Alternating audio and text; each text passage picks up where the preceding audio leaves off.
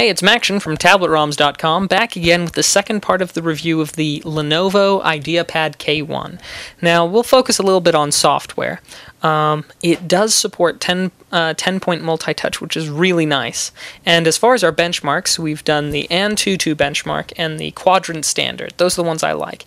And with the AnTuTu benchmark, we got 49.49, which is pretty darn good for, for the tablet.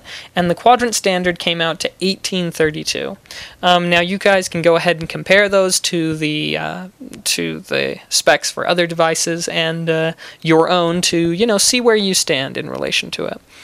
Anyway, the Lenovo IdeaPad K1 is pretty snappy. It responds pretty well to touch. When we go ahead and run it through the paces, it does pretty well. There is one thing that I noticed, and I'll take us there. But I did want to talk for a moment about the power, specifically the recharge and discharge power of the battery. It seems to make a very large difference when you take it down to, say, 50% from 100% on the battery life.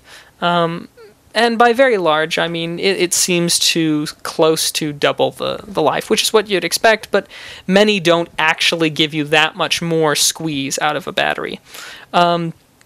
And it charges pretty slow if you're using it while it's connected to the charger, but it charges really fast if you've got it in standby, and it also holds a charge really well in standby. But anyway, the point that I brought you to Tablet ROMs is because it'll do everything, but when I click Forums, it will force close. And I was using the Dolphin browser on that, and it happens on the Dolphin browser, happens on the stock browser.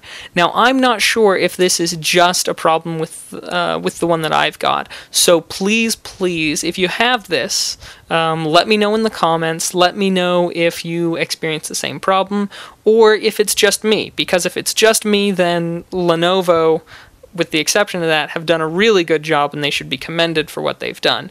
But I just do want to know, so reply back and tell me if it's a problem with anybody else. Anyhow, apart from that, everything in the software, it's pretty stock honeycomb. But it seems to do pretty well.